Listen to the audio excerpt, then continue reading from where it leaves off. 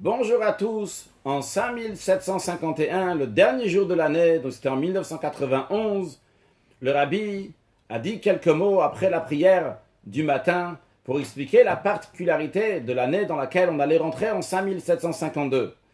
Et il en est de même aussi entre l'année 5778 et 5779, ça correspond exactement au même jour. C'est-à-dire, on rentre dans une année qui est exceptionnelle. Tout d'abord, l'année à venir va être une année dans laquelle il y aura 13 mois. 13 mois, donc ça s'appelle une Shana Tmima, une année qui est entière. Il y a une perfection dans l'année. Encore une deuxième chose qui rend l'année parfaite. Dans les mois, dans le calendrier hébraïque, des fois le mois a 29 jours, des fois le mois a 30 jours.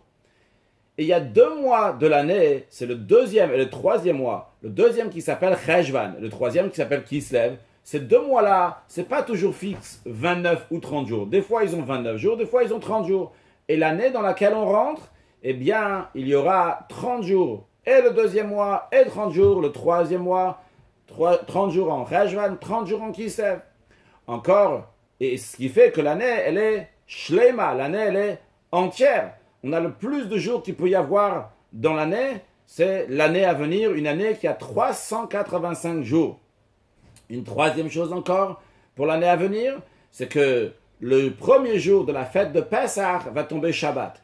Lorsqu'on commence la nouvelle année, lorsqu'on commence Pessah Shabbat, il se retrouve qu'on commence à faire ce qu'on appelle le compte du Homer à partir de dimanche. On compte pendant 7 semaines, mais des fois ça peut tomber, on commence à compter en plein milieu de la semaine. Là, le fait qu'on commence à compter à partir de dimanche le Homer, le lendemain du premier jour de Pessah qui est Shabbat, on commence à compter à partir de dimanche.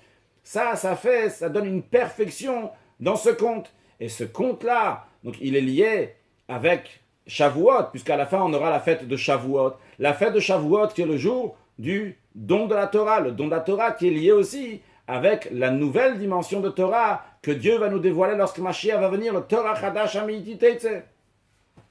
Alors, K'tiva Chatima Tova, le Shana Tova Metuka, qu'on soit écrit et scellé pour une bonne et douce année, et pour toutes les choses qu'il y a besoin, dans le peuple juif, pas juste se bénir nous-mêmes, mais toujours on se bénit avec tous les autres. Qu'à ce moment-là, la bénédiction a encore une plus grande force, et particulièrement en le sujet le plus essentiel, le sujet donc de la Geoula, Mitit Vashleim, la délivrance, qu'elle soit Tekef ou Miyad, qu'elle soit tout de suite, et particulièrement que d'après tous les signes, Mashiach doit venir, et que d'après tous nos sages ont déjà dit dans le Talmud que tous les dates pour la venue de Mashiach sont déjà finies, sont déjà passées, ça dépend uniquement de faire la teshuva, de se repentir.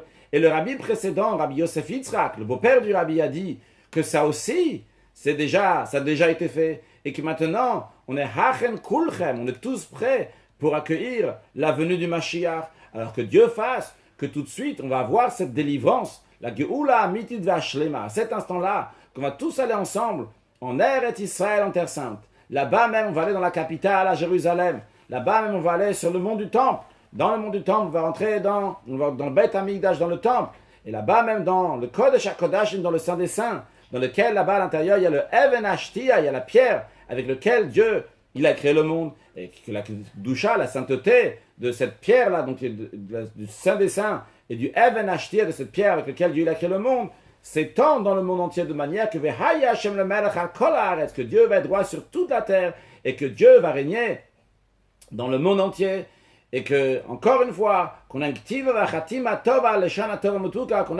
on soit écrit et scellé pour une bonne et douce année. Donc ce que le rabbi nous dit, c'est une année dans laquelle il y a une perfection, l'année elle est extraordinaire, il y a toutes sortes de perfections, une année la plus parfaite qu'il peut y avoir, alors qu'Hachem donne à chacune de nous, une excellente année, matériellement, spirituellement, dans la vie, la santé, la parnassa pour bien gagner sa vie, réussir à avoir, pour ceux qui n'ont pas encore d'enfants, qui ont des enfants, ceux qui en ont, ils vont avoir encore plus d'enfants, réussir dans l'éducation des enfants, avoir la satisfaction des enfants et des petits-enfants, dans la joie, le bonheur, que Dieu il donne tout ça avec sa main, de sa main qui est grande et large, et qui est sainte, qui donne matériellement, spirituellement, dans tous les domaines, du haut, du bas, de tous les côtés, qu'Hachem comble chacun de bénédictions, avoir que des bonnes choses. Tiens, rajouter encore une chose, qu'en Tavshinu Dalet, en 1953, le rabbi a fondé une caisse qui s'appelle Keren Hashana.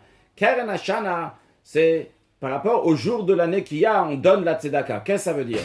Par exemple, l'année à venir est de 385 jours. Donc on va donner la tzedaka qu'il y a en 385 jours. On donne dans cette caisse-là, et cette caisse-là va donner de la charité tous les jours pour nous qui avons donné, qui a participé avec un chiffre de 385. Ça va donner aussi bien le matin avant la prière de Shacharit et l'après-midi avant la prière de Mincha. Ça va donner la tzedaka, la charité, et ça va donner la charité à toutes sortes de choses, que ce soit pour les pauvres, ça peut pour des orphelins, ça peut des institutions, etc. De manière que tous les jours de l'année, on aura donné la charité. Évidemment, pour Shabbat, c'est donné avant Shabbat, donc le vendredi avant. Le Rabbi dit même ceux qui n'ont pas fait avant Rosh Hashanah, ils peuvent le faire après, et ça peut avoir même une influence rétroactivement. Donc c'est important de le faire, de donner le Keren Hashanah. Cette année, donc c'est 385 jours. On peut donner 38,5 $. On peut donner, je dis en dollars parce que je vais vous expliquer dans un instant pourquoi. On peut donner donc 385, on peut donner la moitié de 38,5. On peut donner combien on veut, ça sera partagé donc à la tzedaka. C'est très important de le faire de manière que tous les jours de l'année, on aura donné de la charité. Et d'ailleurs, cette année, si on fait 385 fois 2, ça fera 770. Je n'ai pas fait exprès, 770. C'est le nom, c'est la synagogue du Rabbi. En tous les cas, donc avec la petite somme qu'on va donner, ça sera partagé en 770 fois pour le matin et l'après-midi de 385 jours, qu'on aura donné la charité tous les jours. Où est-ce qu'on peut faire ça? On peut aller sur le site internet lubavitch.com. Lubavitch.com, c'est un site donc, américain, donc du Chabad en Amérique. Et c'est la caisse donc le Rabbi l'a fondée, et comme ça sera partagé pour toute l'année. Encore une fois, que Dieu donne une bonne et douce année dans ce que chacun il a besoin, l'essentiel de tout, ce qu'on a tous besoin. Mashiach now!